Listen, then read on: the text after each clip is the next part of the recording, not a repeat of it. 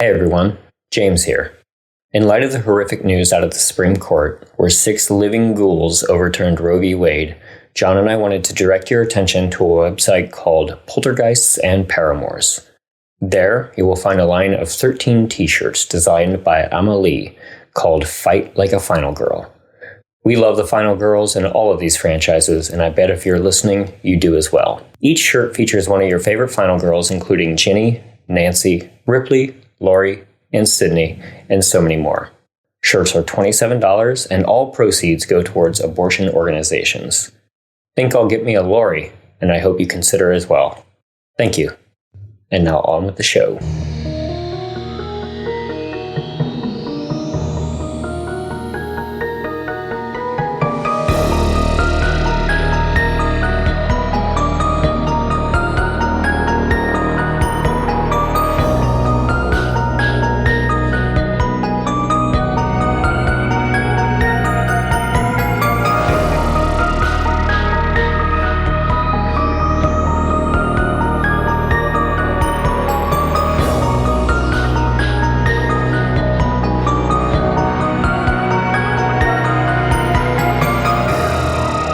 The worst horror movie I ever saw was fucking great.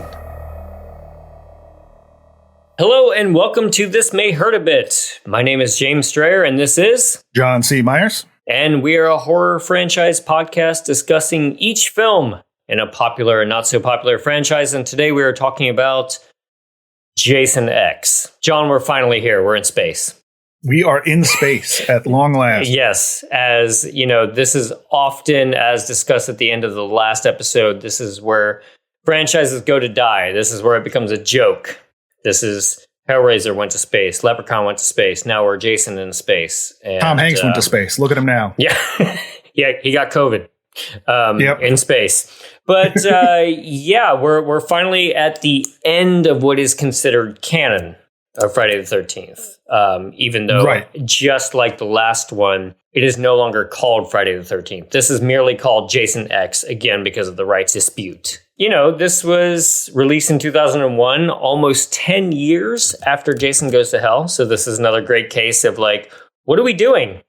After they spent the first decade cranking these out like one year after another. Yeah, it seems like so much of it was trying to get Freddy versus Jason off the ground. Mm-hmm. And this is another example of a movie that happened because Freddy and Jason wasn't getting off the ground and they wanted to do something with the franchise. Yeah. So this is, what, 3 of these now?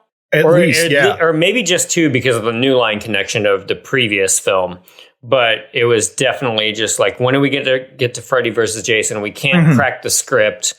Well, shit, let's just go make a movie. But most importantly with this one, how can we make something that's not going to mess with the continuity that would affect Freddy versus Jason? Which I love that attention to detail right off the bat in a way.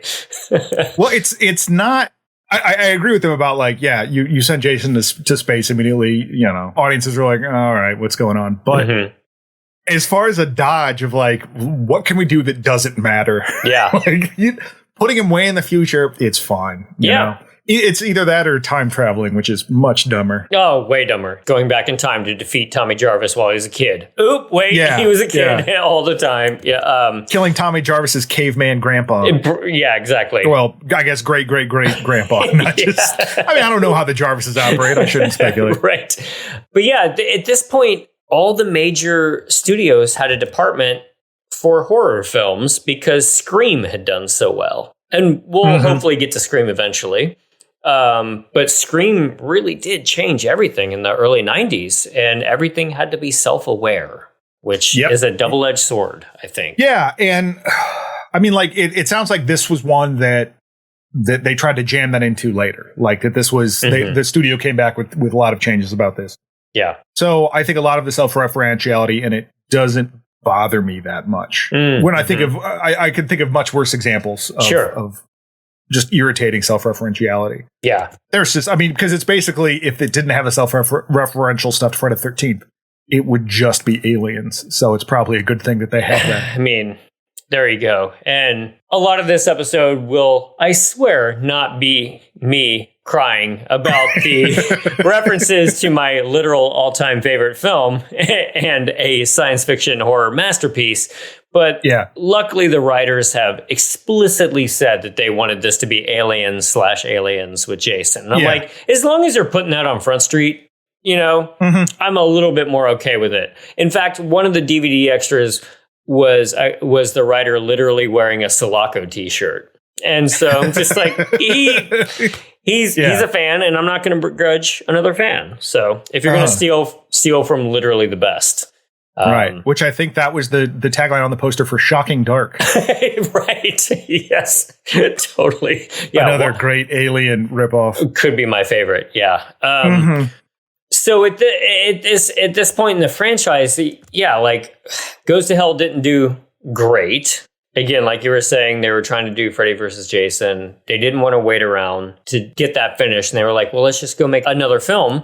They started bandying about ideas of just getting Jason out of Crystal Lake. And these kind of things, you never know if it's just something that somebody says in a pitch meeting or if it's something that somebody actually tried to develop. My favorite, Jason Goes to NASCAR. Yes.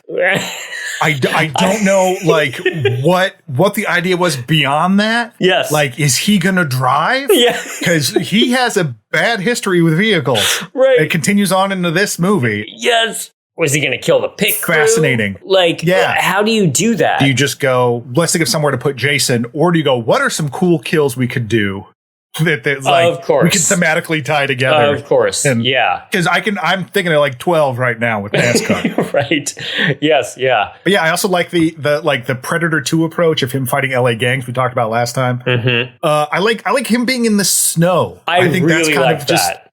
Even if it's Crystal Lake, but it's snowy out, like that adds a whole different element to it. Completely, like following blood trails, all kinds of like snowy like tools that you need while you're out there. Yeah, you can't go outside, but he can. Which is similar to the whole space thing. But yeah, there's a lot of neat little things you can do. The underwater one. It was like, I like the idea of the underwater only because the pitch being like, okay, someone finally dredges the lake. Yeah, which is something that you've been bringing up for like 3 episodes now. Yes. Yeah. And it turns out Jason has a series of tunnels down there that he crawls around in. So he's got a whole undersea kingdom. Sure. Boom. Yeah. Under Jason, the sea.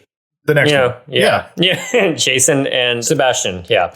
So I like thinking of all that kind of stuff, especially 10 films into it, and they finally said like Jason Goes to Space, and they were not so sure about it. Kane Hodder actually did. He was like, you guys are kidding, right?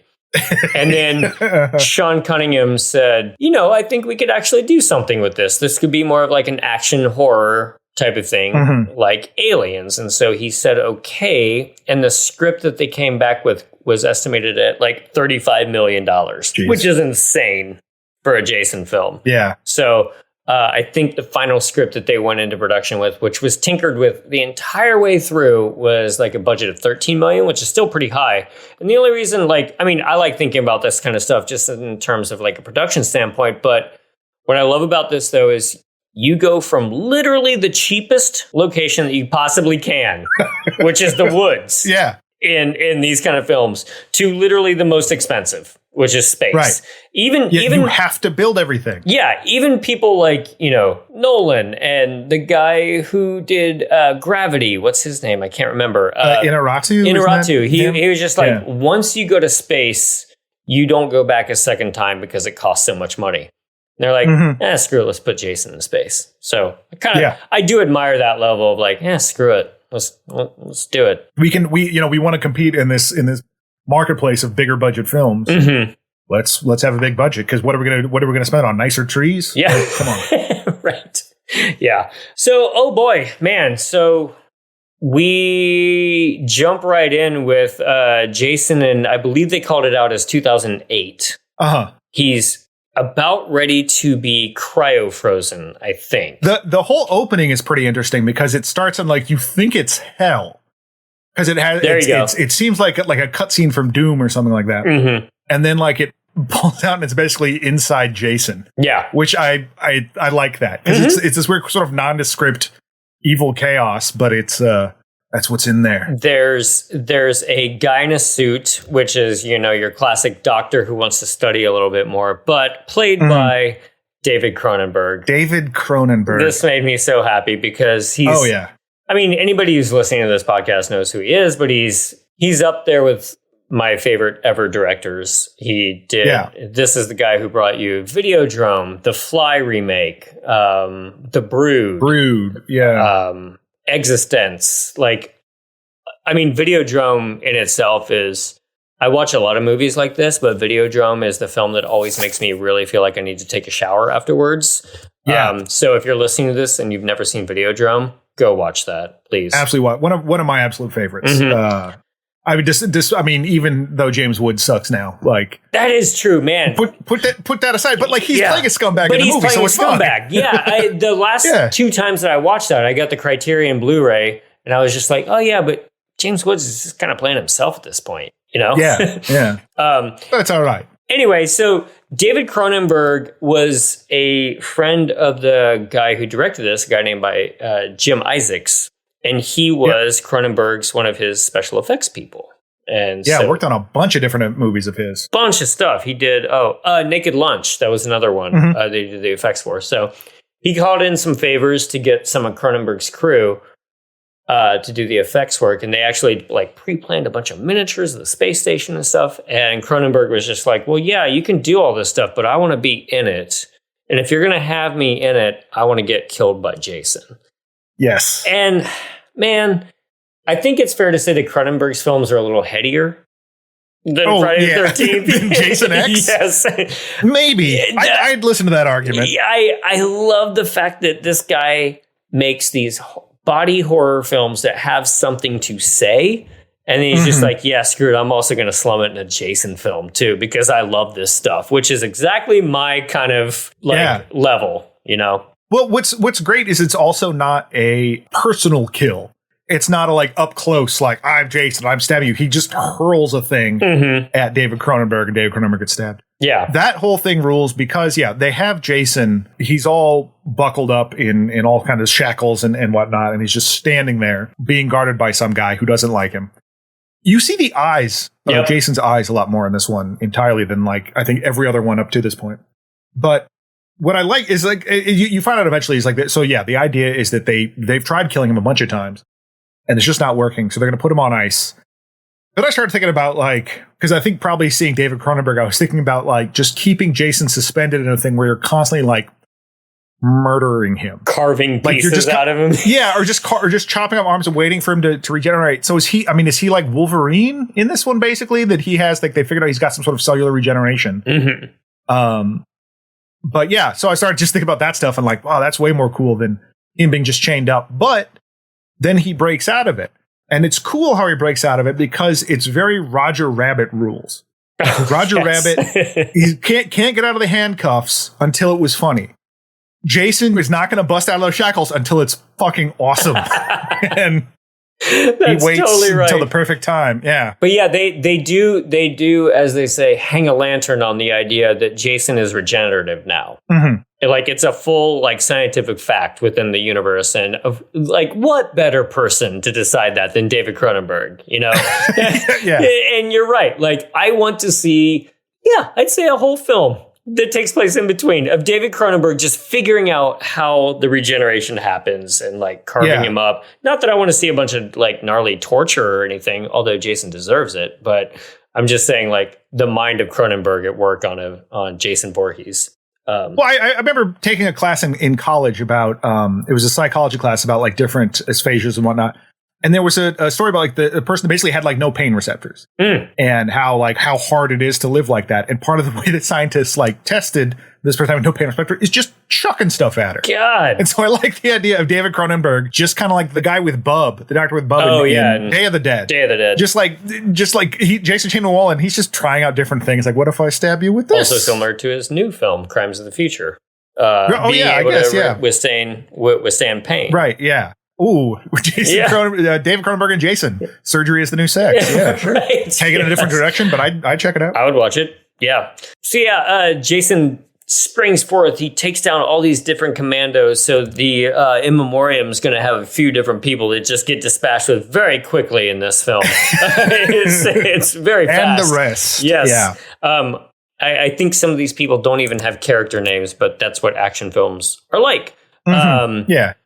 So, yeah, Cronenberg gets stabbed in the back by a thrown blade. He goes down. And then Rowan, the woman who was not so keen on the idea of Jason Voorhees being studied, she wants to put him on ice immediately. She chases him back into a cryo chamber, and he falls into it and then somehow manages to stab his old ass machete right through some futuristic alloy or whatever it is, but whatever. He's been practicing 8 movies up to this point, stabbing through things. Yes. Like, he is good at it. That's like, because like you look at Wolverine and you think, oh, his powers are his claws. No, his powers are the regenerative stuff. Yep.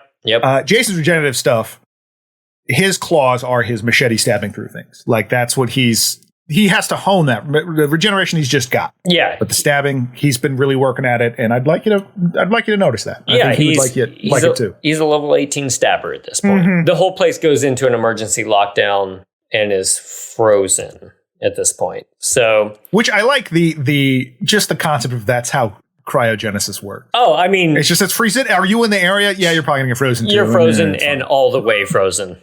Yeah. It's just as good as being right there. I look forward to this future. Yeah. So a bunch of guys in red uniforms and goggles and interesting hoods, which kind of reminded me of Phantasm stuff a little bit, start walking through. We don't know where we're at this point, but it turns out we are almost 450 years into the future.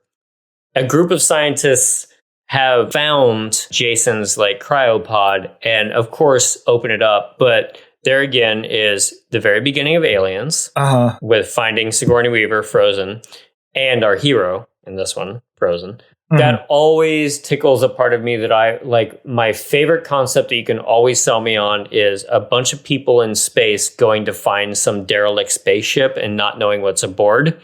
Yeah. Especially if we've lost contact with that spaceship. I'm sold. I will watch that 3 times, you know. Oh yeah. Because I mean you can do it as a haunted house movie. You can do it which like Event Horizons like that. You can do it as just a straight monster movie. You can do it as like hard science fiction stuff like Next Gen did a few times. Yeah. Or like Rendezvous with Rama or whatever. Like it's endless possibilities. But what I love so much about this is that for whatever reason, of course, the space scientists who are supposed to be, in my opinion, way smarter, 450 years in the future, just thaw him out right away, even though he looks crazy monstrous.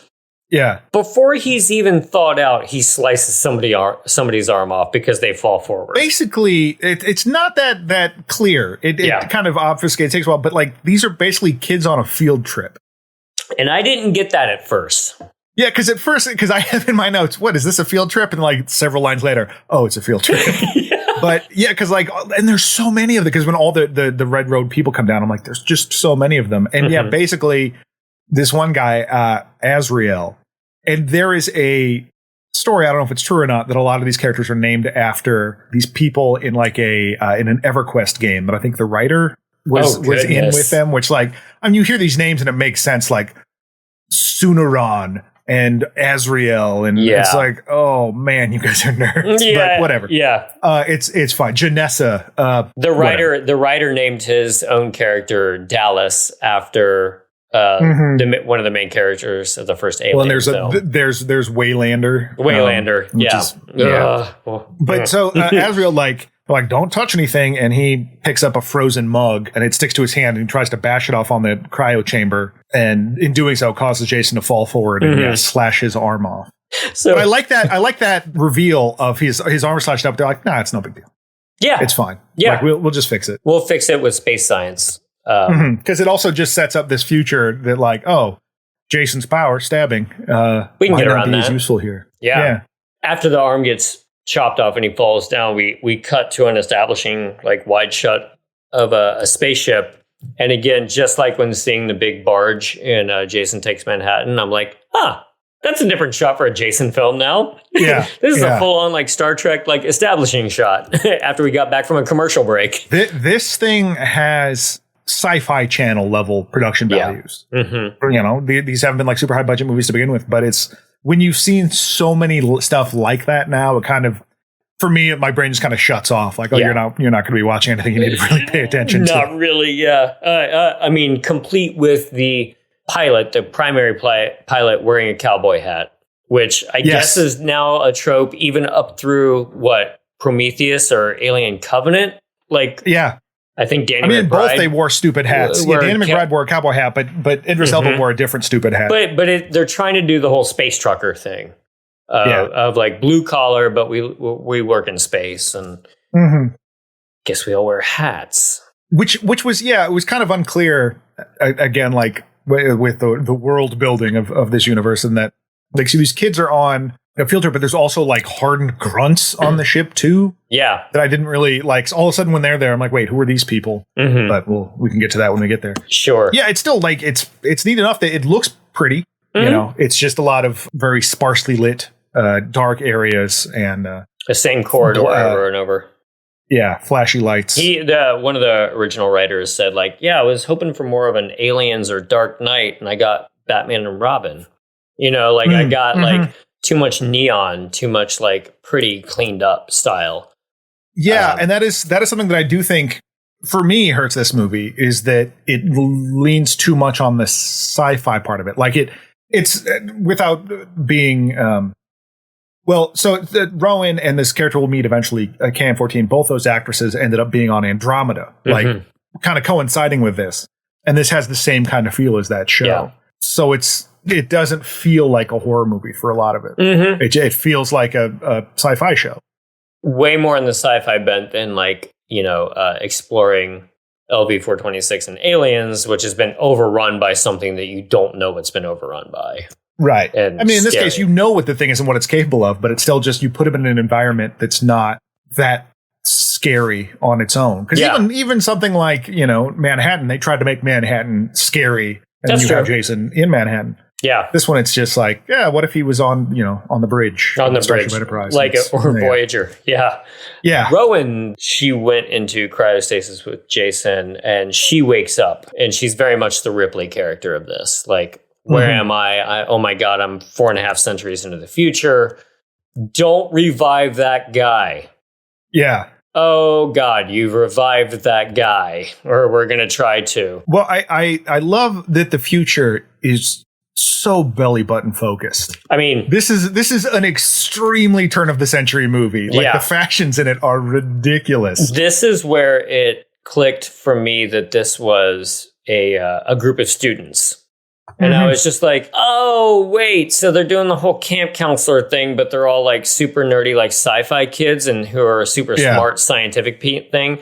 But we're still going to put all of our ladies in midriffs and, whatever cage shirt that Janessa was wearing. But they're very futuristically horny in this one. That's it, definitely. When they started arguing over who had to do what as far as like waking up Jason, I was like, oh, there we go. This is the camp counselors. And they've got somebody in their professor who's like above them, rounding out that dynamic. So when they start scanning Jason, because the doctor's already kind of getting some dollar signs in his eye. He's starting to go Carterberg. So they're doing scans on Jason. They comment what a tiny brain he has. Yeah. Which I thought was just rude. He's got a big heart, like in Jason Goes to Hell, though. Like Jason, so that is canon. Yeah, but I like this little aside where Azrael, when he gets his arm reattached, and you see like the nano machines in motion, will come into play later. But how stay still, or you'll end up getting an elbow where your wrist should be. And I just like that like dumbing down of fancy technology. Yeah, of just like, we're going to reattach your arm, but here's just in a dumb way. Let me explain that to you. And it's a way to kind of like brush it off, but make it accessible. Yeah. Adrian, she's like a next level student, like a second year student. Yes. She's taking things seriously. She's doing an autopsy wearing like a sweater with midriff and a midriff shoulder sweater exposed, whatever. But it's more just like imagine just dealing with goop wearing a sweater. Like, that's just a bad idea. Where's your doctor outfit?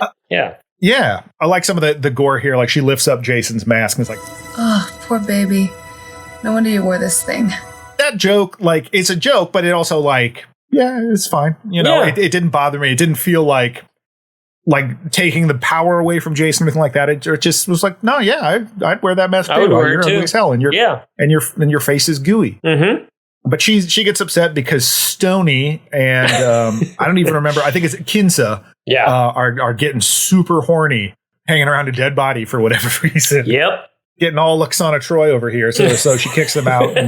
And she ends up pulling out his optic cortex. I think they're going to try to like scan it and try to get something off it, or I don't know. Mm-hmm. And I couldn't tell what it was at first because then it looks like an oyster. I'm like, wait, is that his tiny brain that they removed? But nope, they grab it. And then I like the idea. The doctor very, very excited to learn that he's got Jason Voorhees. Killed nearly 200 people. Yes. He says. That he calls his buddy, played by, again, Cronenberg regular, Robert A. Silverman. Yep. Was in Scanners and all this stuff. He must have been like, look, I won't get out of bed for less than $50K. And they went, we have $100. And he went, great. Sure. Because he does not get out of bed. Yes. He is just inexplicably in bed and laying down the entire time. Yep. Which is a nice gig. Mm-hmm. But I like that he's like, oh, you have a 455-year-old? Who cares? We have a 200-year-old.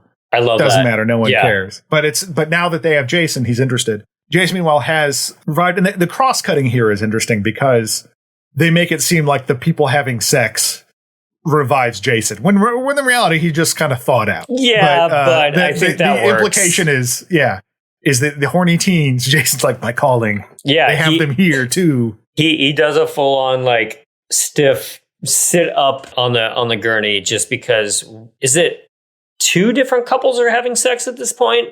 The professor, the couple who left earlier, and then also the professor who enjoys having his nipples clamped. Is it 3 scenes cross-cut Star Wars style? Well, so the Professor Clamp nipples, which Janessa shows up and is like, Professor, I think that we need to talk about my midterm. Yeah. So that's another example of some alternate horniness Jason is getting into these days, or these films are, is that like this is the most like bizarre S&M thing. Usually it's just let's hump in a van. Yeah. It's just the doctor puts on a negligee and she pinches his nipples with a forceps, and that's enough for that guy. Mm-hmm. Good for him. Yeah. But that happens before Jason gets up. Then you have the great scene where you have the scene where KM, the android, and her creator, Sunaron, she wants nipples. And I got a kick out of this scene because she's like, what do you think? And you see exposed breasts. And he's like, I don't know why you want nipples. And they just fall off. Yeah, that was and a total Looney Tunes gag, you know. But I also just like the idea that there was a guy on set who was a nipple wrangler. Yeah. I'm Bunch Huggins, Yep. nipple wrangler. Exactly. Like, you need nipples in your movie, you call me. You call me. I've been in this business 45 years. I got the best, and if I don't got them, I'll find them. Yeah. Innies, outies, whatever. Yes. But they have a weird sexual energy thing going on. Mm-hmm. But it's not until the sex of the 2 horny teens, Stoney and whatever, that does it. So Jason, alternative lifestyles, Jason's all about it. There you just go. Regular cis heterosex, no thank you, No Jason. thank you. I'm going to take this out. So, yeah. I was going to say furthering the 80s Reagan thing, but I don't think that's true at all, actually. No.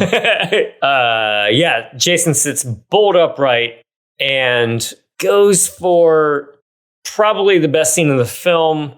This scene gets up there in your top 5 favorite Jason kills of all time. Takes our student doctor, wrestles her into a sink full of liquid nitrogen, kind of T2 style. Her face freezes right at the camera, and he bashes it into the countertop. It's pretty fantastic. I mean, it's great. I love it. It's goofy and cartoonish, but it's also like, violent and physical, and that's Jason. But he just is back. This is exactly why you set this movie in space, because you're like, we've done every camp kill you can possibly have. What's in space? Everything is in space. I really appreciate this compared to the last, definitely Jason Goes to Hell, but like the weird attempts to deal with lore. To also, they're just like, no, he's Jason and he's in space now. Yeah. I'm fine. Like, we're trying to wrap everything up. No, just he's Jason, he's in space now. And he's going to kill. Like, we're having fun with it, but we're serious about this concept. And I appreciate that. This was a worry that I had talked about last time coming into it, that it was going to be like much more like winky, and it's not. It's Jason's in space and he's killing people. And I think this method is also used in a first season of the X-Files kill, if I remember. Oh, but you know, nice. I always think of Demolition Man. That too. Less bloody.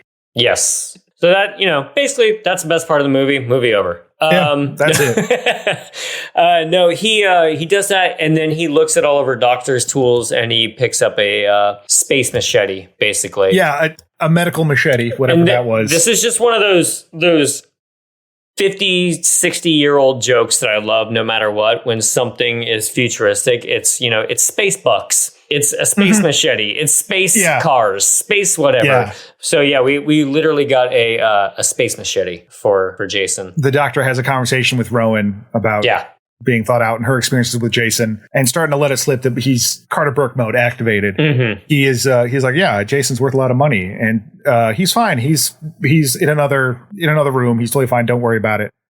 Show me. And then they find the first kill. Yep. And Jason is out and about. While they're finding that, this leads to one of my other favorite Jason Roger Rabbit moments. Is Stoney's like, all right, well, we gotta, you know, they're like, oh my God, everyone, you know, get over here. I was like, we gotta go. Leaves the room. He and Kinsa were having sex, and Jason's right outside, stabs him. Mm-hmm. How did Jason know to go to that door? Because it's the coolest way to do it. It's the best way. I got my kill senses going. Yep. Boom. He did right here. Knock on every door. Yeah, he's like, I think I can hear people in there. No, he just knows. He just knows. Roger Rabbit rules. Yeah. And then you get this very weird scene that took me a while to figure out what was happening, where Azrael and lukewarm Steve Austin are playing some kind of holographic shooting game. So all of a sudden there's these giant monsters. I'm like, are there aliens aboard now? Mm-hmm. Like, no, it's just a dated CG looking game. In the holodeck. And Jason slices one of the monsters, which I love. And they're like, oh, pause the game. And Jason doesn't pause. And again, I like this stupid reveal where he starts hacking at them and they're fine because he's been killing virtual versions of them. And so this is the second attack that Azrael has taken. Mm-hmm. And he's an idiot. He is a bumbling buffoon. Yeah. Like, he is a buffoon beyond what we've seen before. Yeah. Doesn't live up to his cool guy name. He does not. Yeah. He's got a very cool guy name for being as dumb as he is. Yeah. Yeah, it takes 3 hits to take down Azrael, so he's got nerd armor, I guess. This is also a great case of we get the double kill for these characters because Jason kills their holographic selves, and then when the holodeck is shut down, he kills them for real. Also, the budget rate Stone Cold guy is the writer of the film. Yes, I was thinking about how all the archetypes that we've kind of built up have largely gone away for the last few movies. Yeah. Like, I mean, there was still the mean girl in the second one, but there's no pranking. Pranking has gone by the wayside. No more Shelley. No more Shelley. Shelley. There's dark pranking in 8 where they're going to try to blackmail the crusty old dean for the sex thing. But that's pranking for bad, not for laughs. There's no pranking. Jason kind of pranks in this. I think that's a real downfall of the series is bring back. You went away from the pranking. And Jason pranks too by putting like the heads of police officers in police cars. Yeah. Yeah. You can't have Jason do the heavy lifting of pranking. So he needs to kill the prankster. But so no space pranks. There's so many options for space pranks. It's all very by the book. There's just a lack of pranking. Yeah. There's no, zero G shut off, like shutting off the gravity and making people go like, if you're going to embrace the science fiction aspect of all the kills, I want you to embrace all the sci-fi goofs. Yeah, the goofs and gags. Gotta have them. Yeah. So they're on their way to a place called Solaris, which I believe is a space station. And the captain scientist tries to buy the head of the security, full on doing a Carter Burke thing again. This will make us rich beyond our wildest dreams. But the head of security just assembles some soldiers, which are clearly just trying to be aliens or Starship Troopers, like roughnecks. Yeah. Characters. Yeah, Space Marines. Yeah. Now we've just got Jason skulking around, like trying to pick these guys off one by one. And I get a little bit bored in this section, except for this first kill, or maybe it's the second one. So he does grab a guy and haul him off and slowly break his neck.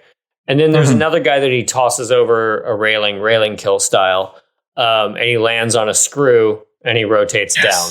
That's good. Yeah, he just drills himself. That was because I was like, why is there a drill set? Oh my God, this is the coolest thing ever. Yes. And like you immediately like got rid of all my questions because it was cool. Because That's it was the used. answer. And it's just like, why is it there? Why is it so exposed in the middle of all these things that you could just stumble over? Space has got to be hard. You know, if you take one of these jobs, you could fall over the edge and just get screwed, as they say. Yeah, not very OSHA compliant. Yeah. But that's a huge problem with this movie is that because you want to make it this more action sci-fi thing, there's just repeated scenes of Jason being shot with a bunch of guns and nothing happening. Yeah. And then new people shooting him with guns and nothing happening. And it stops being interesting after a while. I mean, granted, they end up, KM does some damage, but it's just there's a lot of like, okay, shoot him.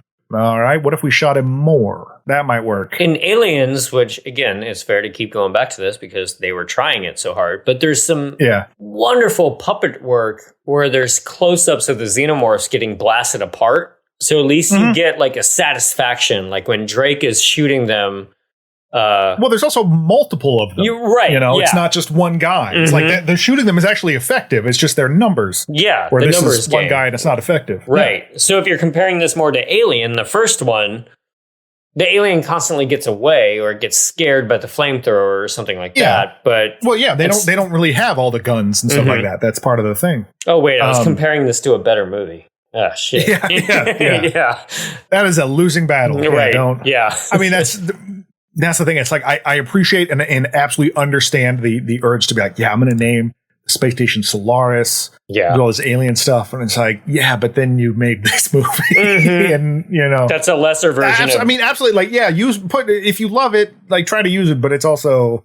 It's a lesser version of don't show me your better movie in your movie. Yeah. Well, and the interview with the guy that wrote it, Todd Farmer.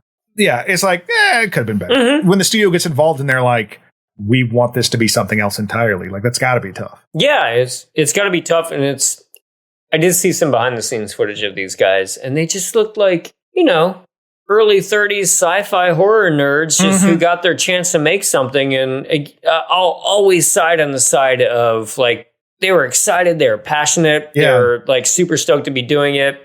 Even if it didn't get across the finish line the way they want it, and if they can admit that now, that's like, who cares, man? They got to make a movie like this. Well, and it's like, there was some apocryphal story that Jim Isaac was so like, I want to have the acting in this one be so good. So we did all these rehearsals and taped everything, but everything was changing, so what they were rehearsing might not even work. But like, what a bizarre, a seemingly bizarre bar to set for yourself. It's like, I'm going to have the acting in the Jason movie be top notch because it's not something anyone really like cares about. But that's cool that you tried for it. And I don't think the acting in this one is necessarily awful, but it's not great. No. But I like that you you didn't just go like, oh, it's 10, who cares? Sure. I'm just going to like cash the check and walk away. Like that you cared about what you were doing.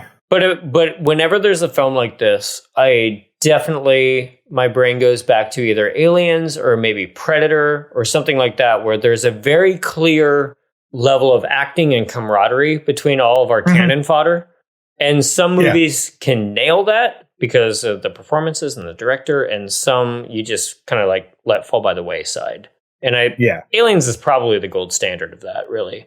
Because I feel like all those characters have a dynamic. Yeah, it tends to be something I reference when, I'm talking about just like you said, cannon fodder, where it's like, I can't tell you the names of all the characters, all the soldiers from Aliens. I can. But like, I can tell you a lot about them. Yeah. Right, yeah. Like I know their little dynamics and stuff like that. And they managing to make them interesting characters. Yeah. But like, I don't know anything about these grunts. Oh, God, I don't think you're supposed to. No. And they just kind of show up, and I mean, they're there to be cannon fodder. Yep. But not even in an interesting way. You really just want to watch Jason do the thing rather than watch these people fight Jason. Yeah. And so we are lulled into a whole bunch of just slow shots of people looking around in the dark here. Yeah. Someone gets their throat slashed trying to speak. Jason approaches and the soldiers just shoot him a ton and he doesn't even feel it. And then there's a giant hook that someone falls onto and then accidentally cuts himself in half, I believe. Oh yeah, and that's where we get the cut in half soldier crawls on the ground to like call on the radio. And that was kind of a neat effect, actually. Yeah. And eventually, like, they use that hook on Jason. Mm-hmm. And, or like they shoot him in the hook. And I like when cause I'm like, okay, yeah, you're just shooting him some more. But then when they get him up on the hook, the guy keeps shooting his legs. Yes. I like that. Calls the commanders like, I got him! yes! See, they got him! Don't take your eyes off him. and he goes, take my eyes off him. Got it. Immediately turns around and gets killed by Jason. Love it. Yeah. It's just dumb as hell, but I am so on board. Of course. Like, oh, don't worry. I got this. Yeah. They Yeah. arrive at Solaris. Jason walks in, kills the pilot, blood on the control panel, just like Aliens. And again, Jason in vehicles. Like, to Jason's credit. So Jason knows ships. We've established that because he propped up the guy. Mm-hmm. But he didn't know what this is. Yeah. He didn't know what a damn spaceship is. He lives in the woods. Yeah. And so this just is someone sitting at a table, as far as he knows. So he does not even think about. But I'm also happy to see that guy go because he's got a fun energy. He's got a real Joss Whedon kind of like. God. So it's fine that he's died. Yeah, exactly. Yeah, he's Screw out. you, that guy. Him and his cowboy hat are done. Mm-hmm. Our ship crashes right into the Solaris station. Lots of explosions. Now, this is again one of those moments of like, holy crap! There's a lot of explosions for a Jason movie right now. Yeah, and I couldn't help but think this movie. So this movie got made in 2000, and then basically kind of got kept getting kicked down the road. They just weren't releasing it because part of it was Michael DeLuca, who was a big champion for this series. In fact, like wrote one of them. He got ousted from New Line, and then the people that they didn't care. It's either like they didn't care or like this is tied to Michael DeLuca, so screw him. And so they just kind of went, whatever, we don't care, we'll shelve it. And then it just kept being kicked around until 2001. But it's still surprising to me that April 26th. Oh, okay. Because my thought was like ship flying in the building. Really? We did this in 2001, but it is before. Right. So it was actually predictive. It was actually Jason. They told the future. Jason told the future. Yes. I believe my 9/11 conspiracy theory is that Jason did 9/11. Yeah. You cannot talk me out of it. We have enough distance that it's okay to air that at this point. Yeah. Until the CIA shuts us down for being too truthful. Too truthful. Yes. Now, Solaris Station is blowing up, and it's been conjectured at like fan Q&As, like how many people were on Solaris Station? The guy's like, I don't know, like 20,000 people. So Jason's kill count just went through the roof. He didn't even mean to. Yeah, that was an accident. That was collateral damage. Yeah. So that's what when you're making the memorial, and I'm calling out. Yeah, he didn't mean. That was an intentional kill. I don't think I'll get to 20,000 of those people. Yeah. Just make up. Like I've written fan fiction for each person, and yes. This is now a 3-volume 4-year podcast. Yeah, each Solaris one fan fiction. So we get our hero who's out of cryosleep, who's dealt with this guy before, who is now just going to be like, okay, we're going to be safe in here. We're going to be like careful. I was at this point a little bit paranoid with my Aliens fanboyness, and I swore that I heard a musical theme that sounded like the end of Aliens. But again, maybe I was just getting like, fanboy rage going about this movie. That's when it really like kind of coalesced for me because she started taking a little bit of more of a leading role, but I'm disappointed that kind of falls off after a while. Like she starts to take charge, but then she never really does throughout the rest of the film. And this isn't the first time we've leveled this charge at a Friday the 13th movie, but there's too many fucking characters. Yeah. There's so many fucking people because you already have like all the people that were down there, all the students, and you have all these, all this cannon fodder that's coming through, and it seems like they were interested in upping the kill count and making it a more actiony movie. Yep. And then so you have these people that I'm like, I don't even know what you do. Why are you there? Like I had forgotten Waylander was in it for a while, and then I'm like, oh yeah, that guy. 28 kills in this movie. Oh wow. You gotta have all these nondescript people to dispatch with. So I think you end up spending time with them, and so like her chance to be like a leader or whatever goes by the wayside. So Jason crashes through, corners the professor, the other kids escape, and he's convinced that... You want your machete back? Shit, it's yours! Take it! Just remember who saved it for you. Guys! It's okay, he just wanted his machete back! That was kind of cute, really. yeah, it's It's dumb. but Don't get me wrong. It's dumb. No, but it got a chuckle out of me. Yeah, but the professor is just trying to find a way to communicate with him, and he's almost has himself convinced by the time he dies that's it. Yeah, and I mean, and he is, you get a little bit of a sense of him being a full of himself, blowhard a bit. Yeah. So it's not a ridiculous jump to have him be like, and I'll probably cut this, but that was one of the biggest things that fucking irritated me about the Avengers was the whole like puny god scene. I fucking hate it because Loki like stops dead, be like, okay, time to do a comedy bit now. I'm going to try to reason with you, even though my plan hinged on you being completely unreasonable. But I'm sure I can do it. And it's like, come on, no, that's just dumb. Right. But in this one, he's like, he's like, no, it's, hey, we can make a lot of money. Everything's, this little Carter Burke spiel. And then it's like, oh, you just wanted your machete? No problem. I can make, you want machetes? I can get you machetes. Yeah, I can make this happen for you as long as you make me money. Yeah, he doesn't really know who Jason is. He just has dollar signs in his eyes, and that's it. We then, some of the crew find some body parts dismembered and left on the computer console. Maybe there's a little bit of Trickster Jason back. There's some goofs there. Yeah. That might be it. Yeah. Well, and that's where you get the stupid line from from Crutch, the engineer. Lucky you weren't alive during the Microsoft conflict. Hell, we were beating each other with our own severed limbs. Yeah, the paperclip decided to become sentient and keep going. 2014, Clippy became sentient. Yeah. Judgment Day. Right. So they start prepping a shuttle for leaving. The chief is killed. He sees his friend's head on a machete. And then he just gets jammed into some equipment that zaps him. This has been a common Jason kill for the last few movies, it seems like. Jason hates vehicles and electricity. Yeah. Little Amish Jason. Yeah. The shuttle tries to launch, but it explodes into the ship, and Jason finally finds our just few remaining people. This is another big turning point in the film.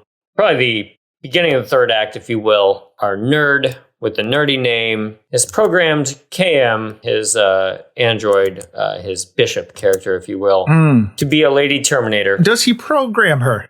Because before that, you get this scene where they're talking. She tells him the odds of survival are 12%. Oh, yeah. Mm-hmm. And he's like, you got to do better than that. Then they kiss. And she's like, well, now it's 58%. What changed? Why is it 58%? Because now she fights for love. Oh, it's kind of like the part in Interstellar where no, we're not talking about Interstellar. You don't want to talk about Interstellar? Well, I'm angry enough at this movie. I don't need to talk about Interstellar. No,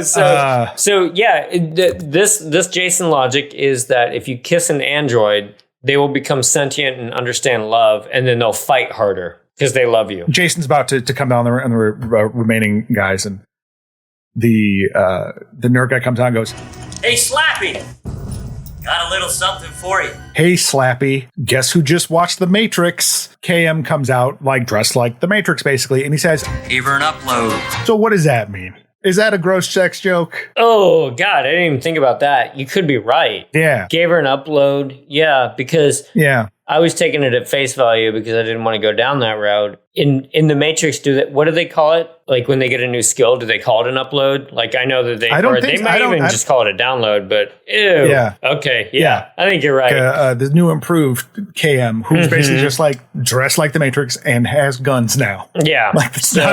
It's a cool look, but it's like, oh, okay, so you dressed up your little doll and gave her guns. We're saved. I mean, it's fun. He consensually nailed his android. It's okay. He consensually programmed her to love him. It's fine. Right. So she does do the whole early 2000s Trinity / Kate Beckinsale and Underworld, which we may get to. Ballistic X versus Sever. Yeah. All the hits. All the early 2000s leather machine Ultraviolet. guns. Mila Jovovich and Ultraviolet. Yeah. All the good stuff. So she becomes that. I actually did write in my notes lots of Underworld / Ultraviolet style shots. So, yeah. You should not be thinking about Ultraviolet. No one should be thinking about Ultraviolet. I'm sorry I even brought it up. Right. Yeah, and it's the flips and kicks and shooting Jason. Again, more shooting Jason. But I still enjoyed it. Yeah, Because it like was the bit fine. where she's got the two hands. I mean, I grew up at that time, so there's still a part of me, my stupid animal lizard brain that's like, yeah, this Sure, but it's also something that we haven't seen in a Jason film before, too. So it's true. I was not expecting to see Kung Fu in a Jason film. Yeah. Flips and kicks. And So I'll watch that. And she full on dismembers him with her guns, which is pretty great. Like, it's awesome. this is some of the best practical effects work in the film, because she shoots off his leg. He falls back into some sort of chamber, which we don't know what it is yet. Shoots off his arm and then full on like blows his face away. And you're like, oh, that should do it, right? Yeah. I really like Lisa Ryder is KM because like she is this sort of, data android kind of thing. She brought up in an interview about how Jim Isaac kind of said to her, think of the Stepford Wives. Yes. And she does have this kind of like, it's this cold attachment, but hey, I'm okay with it. Yeah. And I like that idea for an android. It's not too corny. It wouldn't be fun to have a stone cold, like, I am an android, go up against Jason. Yeah. So it's fun to have someone kind of human thing. So when she's having fun with it, it worked for me. It does remind me of the Bishop line where he says, I may be synthetic, but I'm not stupid. Like, right. I don't want to do this thing that you're asking me to do. Yeah. Well, it's and like later when he obviously comes back, and then she's like, "Yeah, you guys should go." Yeah. Like it's that kind of like winky Whedon stuff works when it's an android doing it, because it's like I have no concept of death. I'm a robot, and it's emotionless. Yeah. Mm-hmm. It's okay for me to minimize the horror of this because I don't have a concept of it. Yeah. So the rest of the team decides they need to like blow up the walkways of part of the ship to separate. I was a little confused in this kind of thing, but like whatever, it's sci-fi, like wave your hand at it type of thing. Yeah, it's a little Event Horizon-y, which I feel like we're just referencing other movies, but so does this movie. So yes. it's hard not referencing better movies. But yeah, where it's like, well, we're going to separate this part from this part, so Jason gets blown away. Mm-hmm. And yeah, it took me a bit to figure out what exactly was going on there. Yeah, but that's all null as far as excitement goes, because what Jason fell into, the thing that helps you grow your body parts back, there's nothing the early 2000s science fiction loved more than nanobots. Oh man, nanobots were the thing. They will cure and solve everything. Everything you need. They were the NFTs of the early 2000s.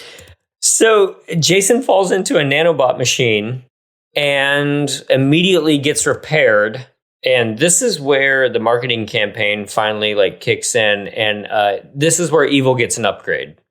Mm-hmm. And let the bodies hit the floor. Yes. Yeah. And so Jason approaches our final people, and I don't know, I think his costume looks pretty awesome. He soured out. It doesn't make a lick of sense in that body parts that are gone, it just replaced with metal. Yeah. That just kind of happens. Fine. Okay. Because they already established the reason the guy got his arm back earlier is they saved it. Yeah. All right. Why does he have a mask? Why does he have a super cool mask? Why did they put a mask on his face? Because the nanobots knew that he needed a cooler hockey mask now. It's still a cool look, and I like the creepy red eyes. Mm-hmm. And the costume designer was the one who did RoboCop, which makes all the sense in the world. Oh, wow. Obviously. Yeah. Kane Hodder said that the costume was a little bit harder for him to maneuver in because it was a single piece. It's fun. I mean, it's a good indication of like this movie knowing what it is, but still it has fun with this. Like, yeah, this is going to be badass. Let's have him become a cyborg. Yeah. And at this point, why not? And I can imagine where the director might have been like, wouldn't it have been so cool if everybody like was surprised at that by the end of it? But no, like you need to get butts in seats in a movie like this. And so you show off that mask and all the marketing, which kind of sucks, but I mean, in a way, it's a little bit like Jason Takes Manhattan, where you see it and you're like, okay, but when is he going to be a cyborg? Sure. Because I was surprised how late it happens in it, because it's not even a half hour of him being the cyborg. It's maybe like 20 minutes. Yep. For me, like I knew that was coming, but I wasn't. My enjoyment of this film wasn't hinged on that. Yes. But I can see there's a lot of baiting and switching that happens in these later movies. Yes. It's the taking of Manhattan and the eventually going to hell. At least we're in space the entire time. Sprinting through the end of this here, we've got Jason just knocks KM's heads clean off. He takes a bunch of gunshots and just walks up and kind of does a Jason Takes Manhattan like stunt to poor KM. Takes her head off. One guy does the heroic ending that blows up his walkway. He's just like, someone has to set the charges. It's that whole shtick, that we've seen in sci-fi movies before. Yeah, they've encountered a rescue ship that's on their way that's been on their way to come get them, and so that's been a whole thing for a while. And finally, it arrives. Yeah. They blow that, and they're ready to get on the escape rocket, but Jason's not done with them yet. This upcoming kill, I did actually like. Jason punches through a wall that causes the cabin to lose pressure, which always has to happen in one of these types of movies. And one of the remaining women gets sucked out through a grate in the side. Brutal, because she's fighting it. Yeah, grate goes flying. And in my brain initially was like, oh, well, the grate's there, so she's not going to get sucked out into space. That'll be fine, because I have a cartoon understanding of physics. Yeah. Yeah, they don't show it, which this movie actually has like the least back and forth with the MPAA. Yeah. It suffered the least amount of cuts, and I'm curious about that just in terms of what that means. Like, is the MPAA as an organization much more like, hey, it's the 90s, buddy, who cares? Yeah. Or is it, just like, well, we know what we can and can't get away with. But it seems like that's very arbitrary. But yeah, so when she has a terrible quip. Oh, this sucks on so many levels! Which I believe Roger Ebert quoted in the review as just a review of the movie. That was his first line. Yeah. And she gets sucked through a grate, and you just see the goo hanging around afterwards. You don't see it happen. If I'm going to be the aliens guy, this is how Ripley defeats an Alien 4, where the alien gets sucked out of a small hole. Yeah, the weird like half the exact same way. Yeah, which was very disturbing to watch. So I'm glad they saved Janessa that fate, and I'm sure the budget was like, we don't have the budget to suck someone through a grate. Sorry, we spent that on sparks. Now we get to the spacewalk on the outside of the ship. All these movies have to have something like this because this is one of those things that like does actually kind of scare the hell out of me. Like the idea of being completely unmoored out in a void. Yeah, can be very effective. So he has to get out there to fix something. Now we come to probably the second best scene for me in this film. This is the most inventive way of getting Jason back to Crystal Lake, where we're using the holodeck technology that we've introduced earlier, which I swear this is the only reason to introduce that technology earlier. I still don't fully understand how it works, and I do not care. I don't care. Jason walks into a room and he sees two young women. Hey, you want a beer? Or do you want to smoke some pot? Or we can have premarital sex. We love premarital sex. This is something that apparently they're able to cook up through KM's head. They've like Suriname or whatever saved KM's head, and they've hooked her up to a computer. When he's doing that. And then he notices that Jason like sees a cabin, and that's like where the actual door to where they are is. And he's like, we'll run program Crystal Lake, blah blah. So I don't know where he gets the data of like horny teens.exe in 1980s. Yeah, but it's great because those two women show up and they're like, we love premarital sex, and then each get into individual sleeping bags, and you see Jason lean down. Action continues, and then when it cuts back to Jason, he's walloping one with the other in a sleeping bag. Beautiful. It takes the fantastic sleeping bag kill of 7 and just ramps it up it takes the spirit of that bag. Like it's great because we talked about in that one how Beagler wanted it to be a lot more like bloody, and this one's just silly, and you can hear the. Like if you listen closely to the ADR like stuff on there, the dialogue, it's like, oh, my spine and ow, and that made me think of Rob in 4 being like, are you stabbing me? You're stabbing me. Ah. And so it was a goofy little like tie back to all these other movies, intentional or not. But it made me think of them and just kind of like, hey, this series is all right, man. Yeah, like, it was just. That was another added scene. Like afterwards, they were just like, "Well, we do need to figure some way out to get the Crystal Lake in here." But I mean, if that's true, then like, why do the holodeck at the beginning? Yeah, I don't know. Why not just do the whole maybe thing? Maybe it was holodeck? more tight. Yeah. I think maybe that was it too. Is that having watched all these so close together, and it's just like yeah, get him back to Crystal Lake. That's just what I want to see, man. Like, sure, this hell, this Manhattan thing has not been working, and then this one's pretty, and then yes, cabins, murder. Great. And I just love Kane Hodder's like body language in that situation because he looks a little bit surprised, and maybe I'm just putting myself into his mind a little bit, but he looks more startled and curious in this sequence a little bit. And he's like, where are these people coming from? Well, I know what to do here. Kill them. Use the sleeping bag. This is too easy. I can have some fun here. Yeah. Right. The holodeck fades away and we get a Jason versus like last soldier guy fight. And Jason like explodes on one part of the ship right towards another part of the ship as our heroes are fading away, and gets knocked away by one of our last like soldier guy heroes, Bronsky. Yeah, Bronsky intercepts him and takes him into the Earth's atmosphere. And I like it because Kane Hodder was like, I don't know about Jason fighting in zero G. I think that's going to look silly. And I understand, you know, being a scriptwriter, being an editor, having this vision, but like, at this point, I think, and maybe it's just from seeing interviews with him too, like if Kane Hodder says something, I'm gonna be like, yeah, we should do what Kane Hodder wants to do. Yeah. I am terrified of he seems like a very nice man, but I am terrified of Kane Hodder. Yeah, if Kane Hodder walks up to me and just says, Jason wouldn't do that. Be like, Jason would not sir. do that. Yeah, hey, you tell me what to do. You direct. Yeah, Jason does not want pineapple on his pizza. Sure thing. Absolutely. Why would he? Yes. Jason and Bronsky head towards the Earth's atmosphere.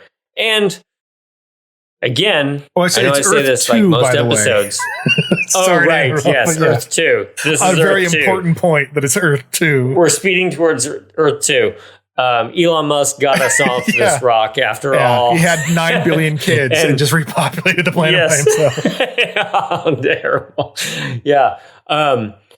They burn up in Earth's atmosphere. And I know I say this almost every episode at this point, but thinking back to Friday the 13th Part 2, now we're watching Jason go down in a blaze of glory, entering Earth's atmosphere like a shooting star. And I'm kind of into it, especially because this is chronologically in 2455, the final time that we see Jason. So this is his death, as far as we know. You can do all what you want in between, 1995 through 2400 or whatever at this point. But this is where we see Jason die. And he dies burning up into Earth's atmosphere. But it's they still leave it open. I mean, I'm with you. Like, there's like, how would he would be just like disintegrated? Like, what is there to come back? Yeah. But because you see, it becomes a shooting star and you see these two campers by a lake. But you're like, oh, a shooting star. Hey, it landed in the lake. Let's go check it out.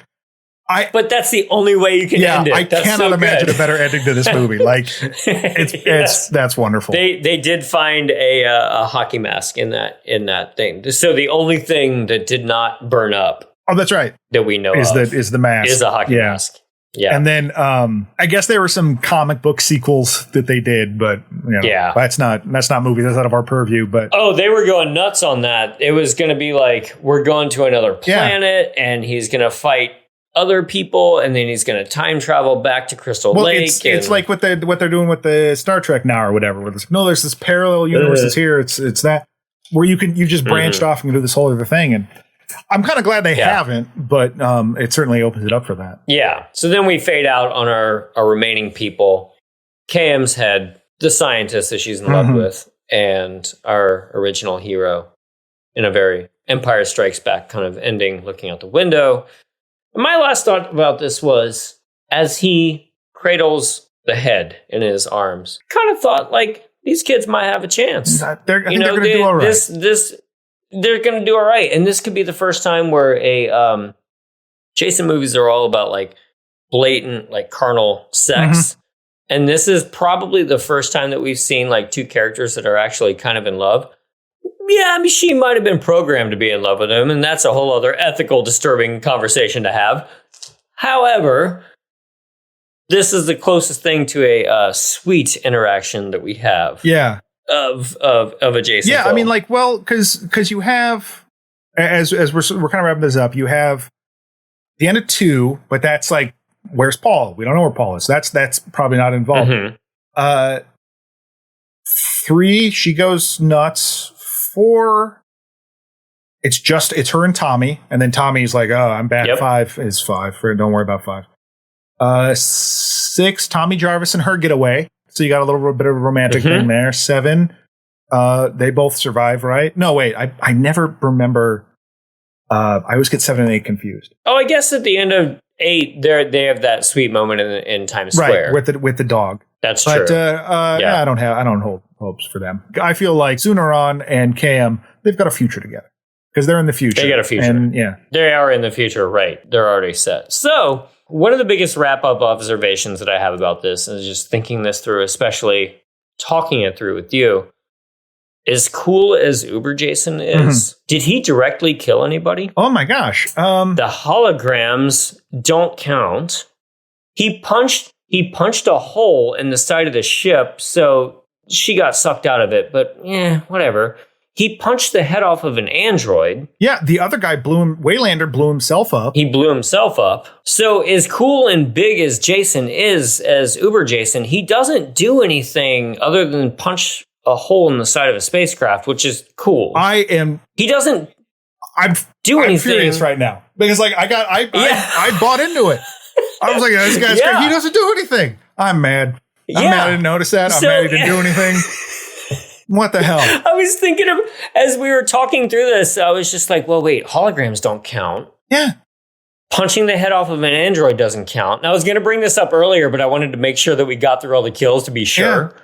But Uber Jason doesn't do anything. He doesn't take his space machete and cut clean through a body from like neck to ankle or something like that. Yeah, you know, he does a lot of ancillary kills, like not indirect kills, right? Because the punching through. I'm sitting here rooting for like more graphic murders, but I'm just saying but if the point is to beef him up and make him like this mecha character, shouldn't he do something like way cooler and also, frankly, more in line with his old self?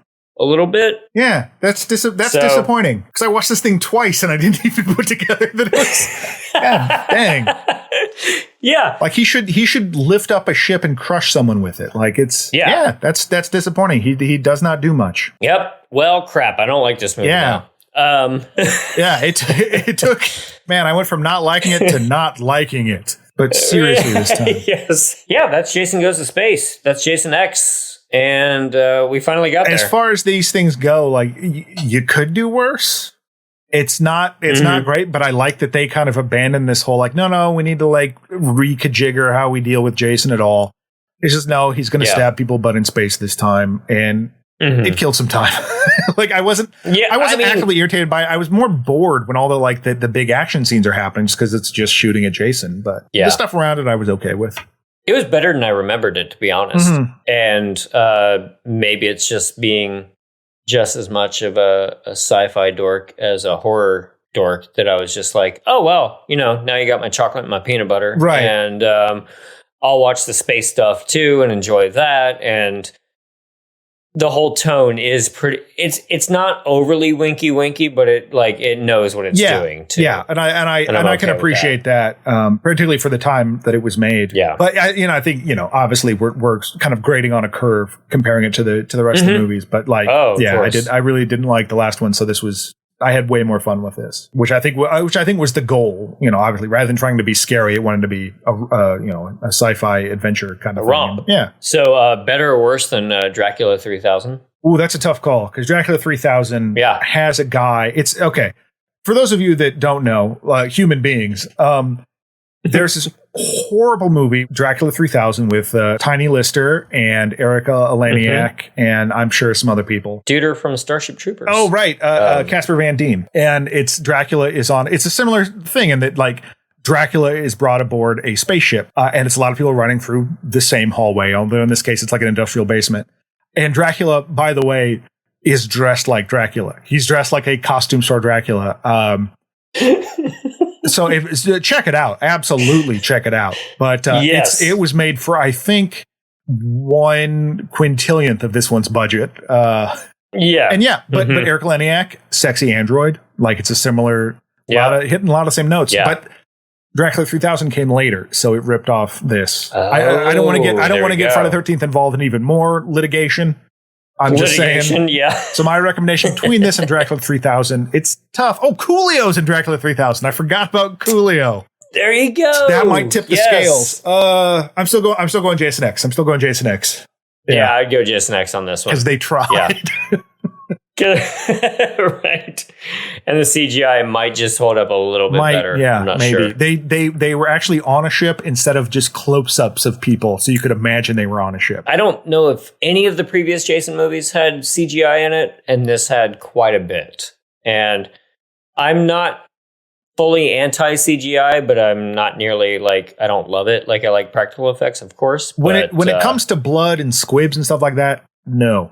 Otherwise, I don't care. Yeah. But generally, I'm like, give me the physical squibs and the creature face. Some of it is also that takes the magic out of it. I was noticing, I saw the Doctor Strange 2, and without getting into all that, there's a certain amount of, it takes away the magic trick of how they do that versus just hey, it's green screen and computers. I don't know how to do it, but I know that that's how it's done versus how the hell did they actually slit that person's throat and have that look realistic and this and the other, which I think is why I like some of the earlier ones of this so much now, is that seeing how they did it for no money, that it still looks good. Yeah. That's fantastic. Or even in this case, I would have loved to have seen miniature starships and spacecraft and space stations and that kind of thing instead of CGI stuff. Because I'll always love seeing those giant but small spacecrafts that these incredibly talented people built and light and fly towards it and everything. Yeah, it's not to say the CG stuff doesn't take, it still requires talent to make stuff look good. A lot of work. Yeah, it's just it's an aesthetic thing for me personally. I'm much more of I like miniatures kind of dude. Mm-hmm. It's just how I was raised. It's just funny to see all that stuff in a Jason film too. But I will say, for complaining about the last several ones of being this feels like another horror movie that you drop Jason into. This one is literally a horror movie that you drop Jason into. And I still think it works a little bit better. Because it is just you treat Jason as this malevolent force, which is what he is. You're not trying to rewrite, everything about him. You've just made him Jason, but even more so. Yeah, yep. I don't know.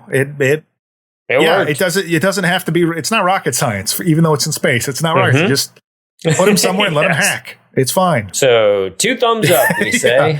Jason the X. Citizen Kane of Jason in space movies. Yeah. And speaking of Kanes, Kane Hodder, this was his final turn. And that's absurd. And we will get into that in the next one, I'm sure. Now, let's go to a space burial for all those people that we lost in this one. Private Johnson, played by Jeff Geddes, killed off screen. Guard 1, bludgeoned in the head. Guard 2, choked and shot to death. Guard 3, choked with a chain. Guard 4, smacked in the face. Dr. Wimmer, played by David Cronenberg, impaled through the back with a blade. Sergeant Marcus, played by Marcus Perillo, thrown through the door. Adrian, played by Christy Angus, face frozen and smashed. Stoney, played by Yanni Gelman, stabbed in the gut. Azrael, played by Doc Tiffenbach, back broken over knee. Dallas, played by Todd Farmer, head crushed against wall. Sven, played by Thomas Senyuk, neck snapped. Condor, played by Steve Lukescu, impaled onto a giant floor screw. Gecko, played by Amanda Brugel, throat slit. Kicker, played by Bar Movix, cut in half. Briggs, played by Dylan Bjerk, impaled onto spike chandelier. Lou, played by Boyd Banks, slashed off screen, dismembered. Professor Lowe, played by Jonathan Potts, decapitated off screen. Crutch, played by Philip Williams, head bashed and electrocuted. Kinsa, played by Melody Johnson, blows herself up. Waylander, played by Derwin Jordan, sacrifices himself in explosion. Janessa, played by Melissa Ade, sucked through a grate.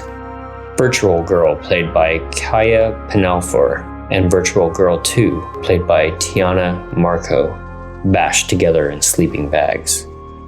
Sergeant Brodsky, played by Peter Mensah, burned up like a shooting star, entering Earth's atmosphere.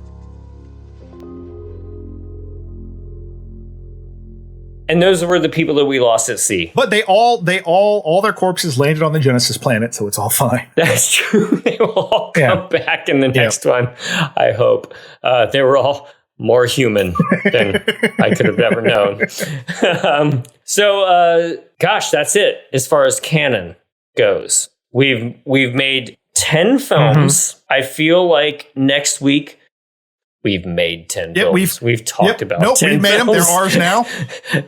No, I am just as artistically talented as all the filmmakers because I talk about I noticed films. things.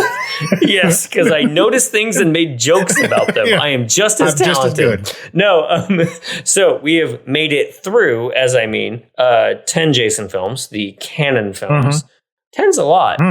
But now I kind of feel like the remake that we're going to talk about next week, which came out in 2009, is kind of like an epilogue. So the whole series is kind of like after you read a big novel and you're just like, okay, now what's this about? Okay.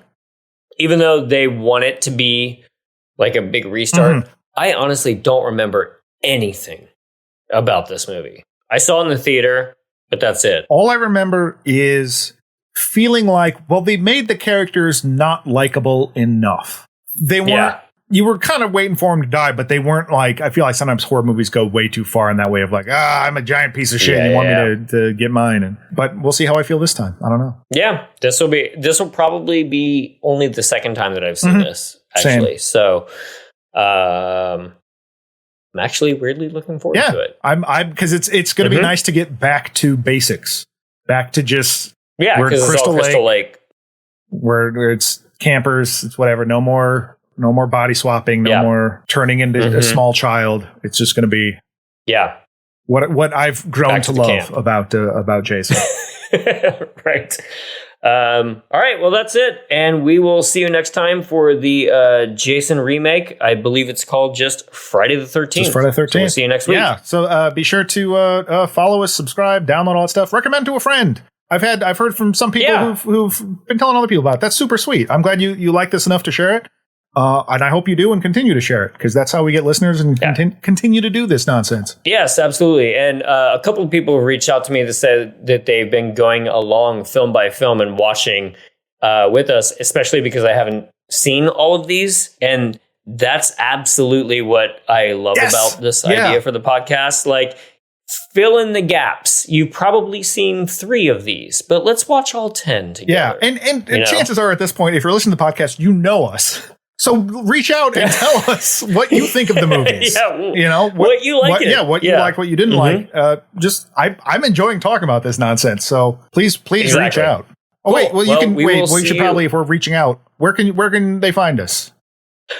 That's a really good call. So let's go to, you can email us at thiswillhurtabit@gmail.com. And you can find us on Instagram at thiswillhurtabit.